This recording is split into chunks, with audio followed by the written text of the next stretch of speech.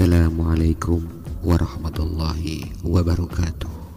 Sahabat Kopi Jomo, apa kabar hari ini? Semoga sehat selalu, berkat dan rahmat Allah Subhanahu wa Ta'ala menyertai kita semua.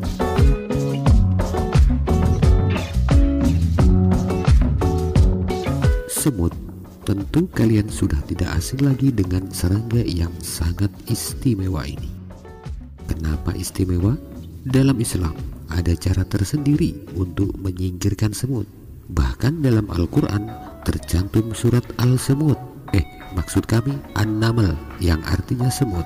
Akan lebih afdol jika kalian siapkan kopi dulu untuk mendengarkan konten ini.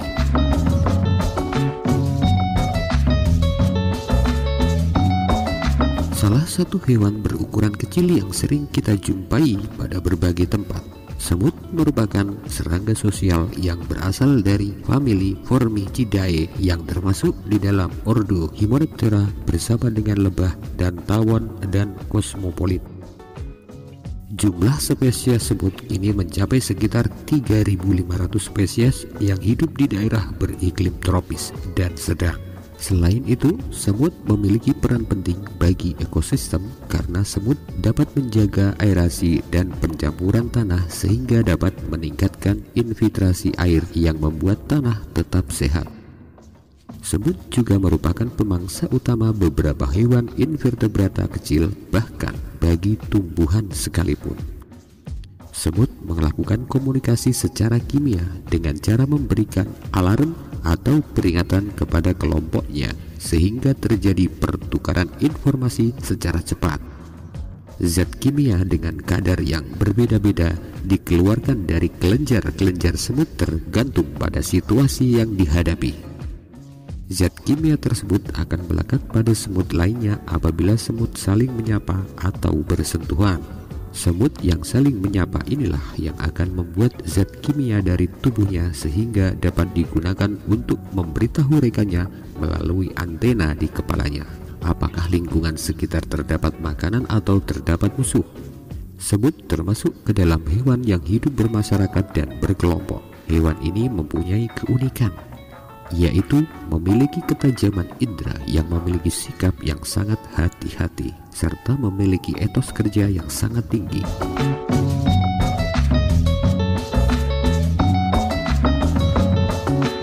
Semut memiliki koloni yang terbagi ke dalam beberapa kasta, yaitu ratu semut, semut pejantan, semut tentara atau prajurit, dan semut pekerja yang telah mempunyai tugasnya masing-masing.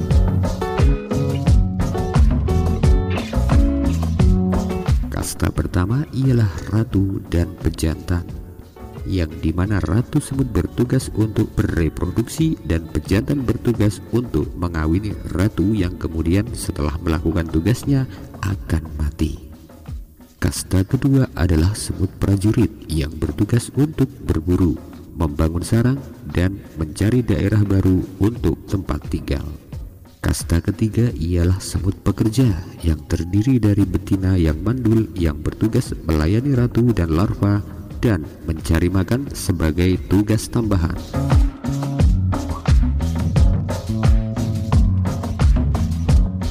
Semut termasuk dalam kategori serangga yang mempunyai populasi cukup stabil. Sepanjang musim dan tahun, jumlahnya yang banyak dan stabil membuat semut jadi salah satu koloni serangga yang berperan penting di dalam ekosistem. Oleh karena jumlahnya yang berlimpah, fungsinya yang penting, dan interaksi yang kompleks dengan ekosistem yang ditempatinya. Semut seringkali digunakan sebagai bioindikator dalam program penilaian lingkungan, seperti kebakaran hutan, gangguan terhadap vegetasi, adanya penebangan hutan, pertambangan, pembuangan limbah, dan faktor penggunaan lahan.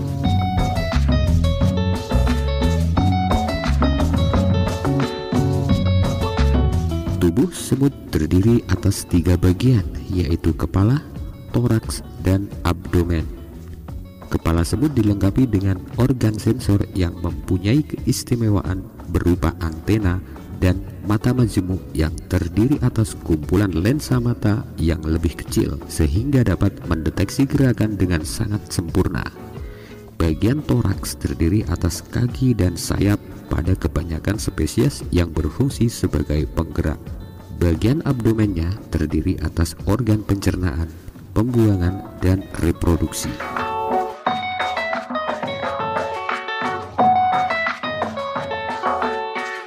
Semut dikenal keistimewaannya dalam mengatur kehidupan mereka, ketulusannya dalam menetapkan tujuan dan kemampuannya mengekspresikan tujuan itu serta kesesuaian dengan kondisi yang mereka hadapi. Penjelasan di atas sesuai dengan surat An-Naml ayat 18. Allah telah berfirman, Bismillahirrahmanirrahim. Hatta idza atau ala wa idzan naml qalat namlatu ya ayyuhan namlu udkhulu masakinakum la yuhtimannakum Sulaiman wa junuduh wa hum la yash'urun. Hingga ketika mereka sampai di lembah semut, berkatalah seekor semut, wahai semut-semut, masuklah ke dalam sarang-sarangmu agar kamu tidak diinjak-injak oleh Sulaiman dan bala tentaranya, sedangkan mereka tidak menyadari. Quran Surat An-Naml 18. Di dalam ayat tersebut terdapat kata qalat namlah yang membuat kita berimajinasi seekor semut dapat berbicara dengan sesama koloninya seperti halnya dengan manusia yang berkomunikasi sesama manusia. Semut dalam ayat ini dijadikan sebagai perumpamaan dan pembelajaran yang berharga, seperti aspek kehidupan sosial. Salah satu organ tubuhnya berfungsi sebagai spion yang digunakan untuk menyelidiki dan mengintip bahaya yang akan menimpanya beserta koloninya. Saat terjadi bahaya, semut akan memperingatkan koloni semut lain untuk lekas menyingkir.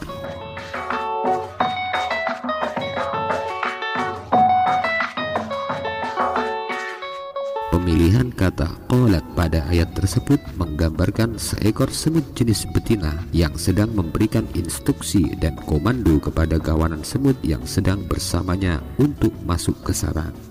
Pernyataan seekor semut betina pada ayat tersebut menunjukkan sistem kerajaan semut yang rapih karena mereka sudah mengetahui tugas dan tanggung jawab masing-masing. Sebagian ulama ketika mencermati kata-kata pada ayat tersebut menyimpulkan bahwa semut betina terpilih memiliki tingkat intelijensi yang tinggi. Menurut kajian ilmu serangga, secara sains, semut memiliki bahasa yang digunakan untuk berkomunikasi sesamanya. Fenomena tersebut telah dibuktikan oleh banyak penelitian kontemporer dengan sejumlah perangkat ilmiah yang canggih, yang menyatakan bahwasanya kehidupan sosial semut terjadi berdasarkan kesepahaman di antara sesama semut. Komunikasi sesama semut seperti yang ada pada surat An-Naml dinamakan komunikasi kimiawi yang menggunakan zat kimia bernama semiochemical yang terdiri dari alomon dan feromon. Alomon merupakan zat yang digunakan untuk berkomunikasi antar genus, sedangkan feromon digunakan untuk berkomunikasi antar genus yang sama, yaitu saat feromon diekskresikan oleh seekor semut dapat tercium oleh semut lainnya. Saat semut mengekskresikan feromon ini sebagai isyarat, yang lain menangkap pesan itu lewat bau atau rasa dan kemudian menanggapinya.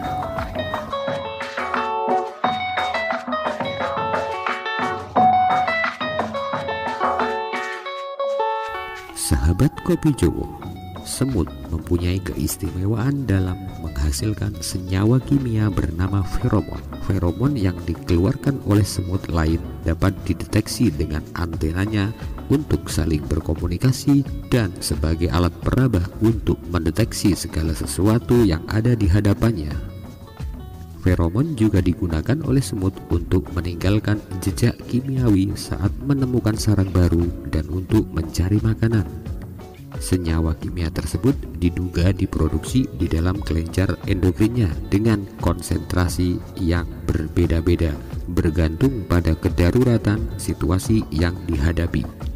feromon ini disekresikan terus-menerus setiap harinya, dan berkat adanya senyawa ini, setiap semut yang baru menetas mampu melakukan sistem komunikasi sosial yang sempurna.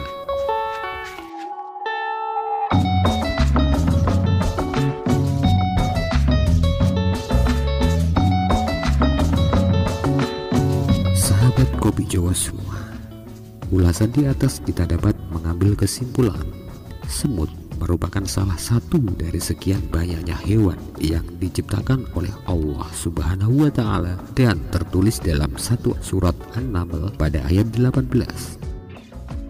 Semut pada ayat tersebut digambarkan sedang berkomunikasi dengan sesama kawannya yang dalam ilmu sains semut memiliki senyawa kimia berupa feromon yang dapat dideteksi oleh antena semut yang saling berkomunikasi atau yang disebut sebagai komunikasi kimiawi.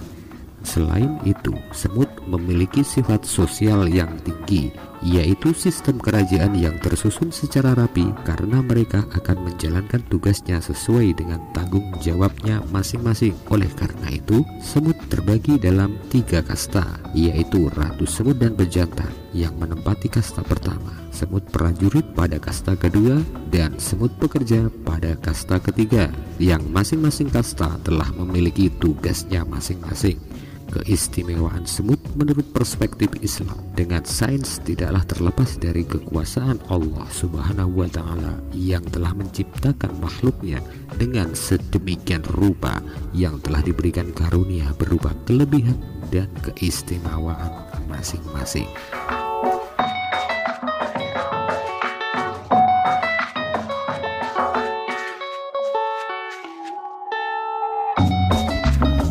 Sahabat Kopi Jawa, bagi kita yang mau berpikir, semut ini menunjukkan kekuasaan Allah Subhanahu wa Ta'ala dengan detail kimia sekecil itu. Lalu, dusta mana yang kalian nikmatkan? Lalu nikmat mana yang kalian dustakan? Wallahu a'lam bishawab. Kebenaran hanya milik Allah. Apabila ada kesalahan penuturan dalam konten ini, itu semata-mata kekhilafan dari kami.